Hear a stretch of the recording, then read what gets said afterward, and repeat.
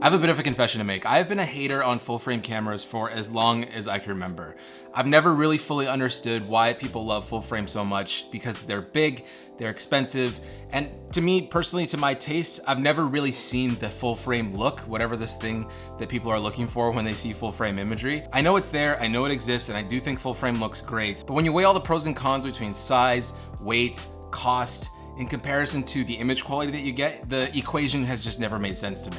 Now, a lot of you know that I'm an avid Fuji shooter. I love Fuji cameras. I'm actually shooting this on a Fuji X-T3. But if you rewind to the beginning of my career when I started doing client work and I started shooting for brands and all that kind of stuff, I shot on Micro Four Thirds. For me, when I jumped into mirrorless, the GH4, the G7, the G85, those cameras really spoke to me from a price to quality perspective. And on top of that, I really love the ergonomics and the size of them. Even to this day, whenever I try to replace my GH5 with like a Blackmagic Pocket 4K or even this X-T3, I'm always still a little bit let down. I always go back to the GH5 because it's just such a legendary camera. It just does everything so well. Now, given the releases that we've had this year in the full frame space, if you look at like a Canon R5, Canon R6, even EOS R, RP, Sony A7S III, these cameras are making me think a little differently about full frame. I feel like I have to recalibrate a little bit about my thinking and my thoughts towards those systems, because now that I've had the Panasonic S5 in my hands, I feel like full frame makes sense now.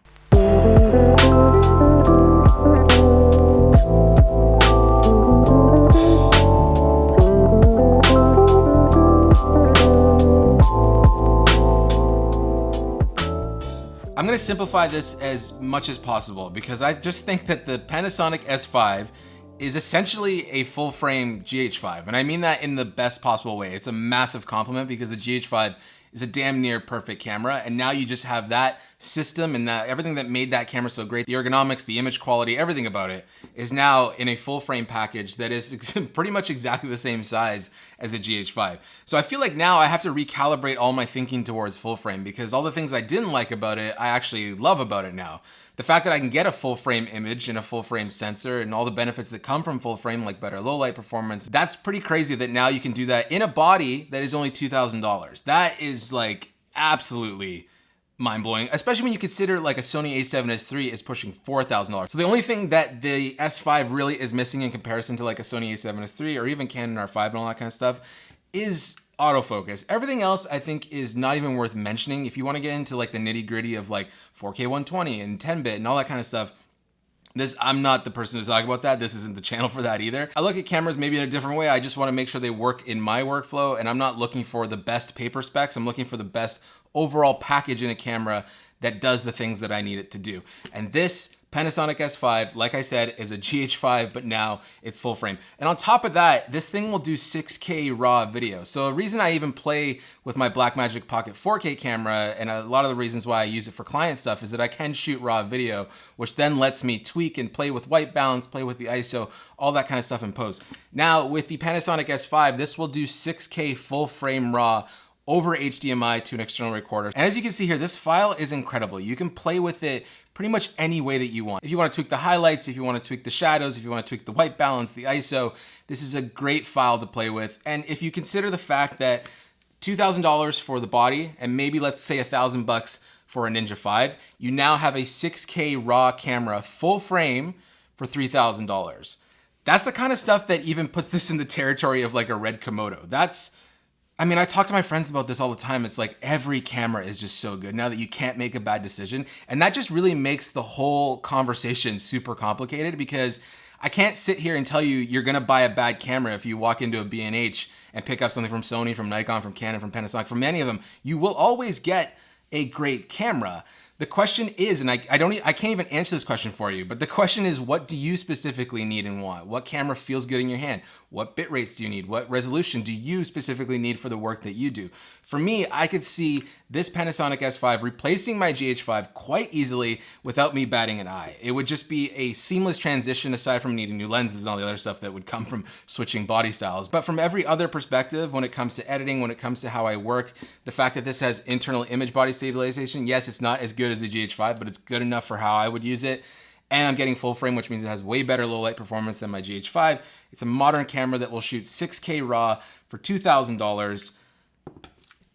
how are you gonna complain about anything these days? Panasonic also gave me this 50mm f1.4, and it's funny, the rep said, you sure you want it? Because you're probably gonna fall in love with it. And I was like, whatever. I've used nice glass before. This is like hands down one of the nicest lenses I've ever used in my entire life. The photos that come out of this thing are just dreamy and beautiful. I've used this lens quite a bit for B-roll. I used it for my AirPods Max video. That full frame look with a shallow depth of field, it's, I get it. I understand why people like full frame now. It totally makes sense to me. And I think maybe I just didn't use the right camera up until now. And now that I've had the S5, I feel like I understand full frame now. Like I said, I have to recalibrate my thinking towards full frame because this camera is just so good and it's so cheap and affordable, relatively speaking, to other cameras. So the Panasonic S5, I absolutely love it. If you're in the market for a full frame camera, especially if you're looking at like Sony A7S III and that's a bit out of your price range and you're like, what can I get somewhere in the $2,000 range just for the body? I would actually probably say the S5 is the best option out right now. I would pick this 9 times out of 10 over the Canon R5, the EOS-RP, the EOS-R, Canon R6, all those other cameras that are out there that are full frame.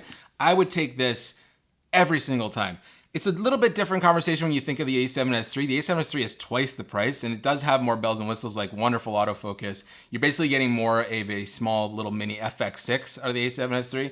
But for me, and especially when you see the image quality coming out of this in the reel that I'm gonna show you, I mean, this is even looking as good as my Blackmagic Pocket 4K, which is a full-out cinema camera. This reel, I was joking on Twitter that I feel like it's like an HBO true crime documentary B-roll. It's like the stuff that you would see while they're like interviewing the criminal or the wrongly accused when he's on like a prison collect call, and then they cut away to this type of footage. I'm a huge fan of just true crime documentaries, and I feel like it kind of translates into my cinematography sometimes, that I'm always shooting this like documentary that doesn't exist. I'm shooting B-roll for an HBO documentary I've never made. After the footage, I'll talk a little bit about some stuff that I don't like about the S5, just so I can leave you with some things to think about before you go out and just run and purchase something like this. But without further ado, here is a footage reel of the S5 in 6K RAW.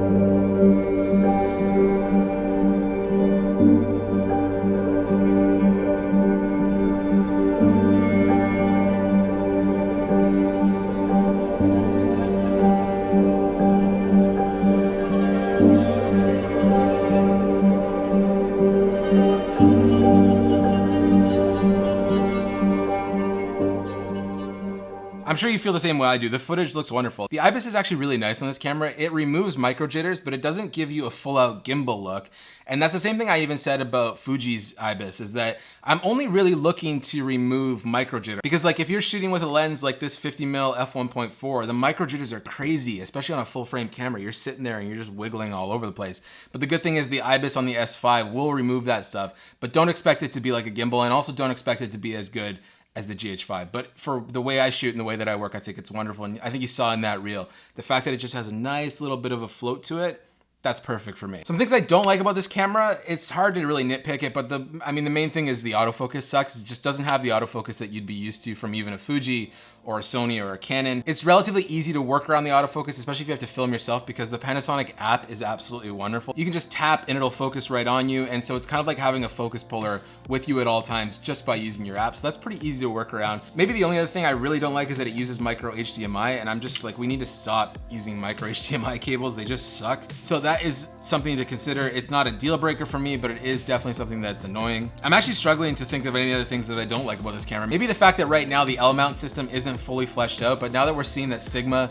is coming out with some really nice little like kind of micro primes for this system, I'm way more excited to invest in the L mount with full frame on Panasonic, because originally I was like a little bit worried that I'd be spending all this money on like really expensive lenses. Like, this is not a cheap lens. But now that Sigma's coming out with some stuff and we're seeing more even affordable Panasonic lenses coming out for their full frame system, I think it's a really good time to get in the L mount system, and there's no point in waiting. If you need a camera now, get a camera now. For me personally, I just have 10 cameras, so I don't need to buy something at this specific moment. But if I was buying a camera right now and I was in the market for a camera, I really think this would be the one I'd buy. So I wanna thank Panasonic for letting me borrow the Panasonic S5. I hope you guys liked this video. If you have any questions about this camera, let me know in the comments. Otherwise, you'll see me next time I feel like making a video. Peace.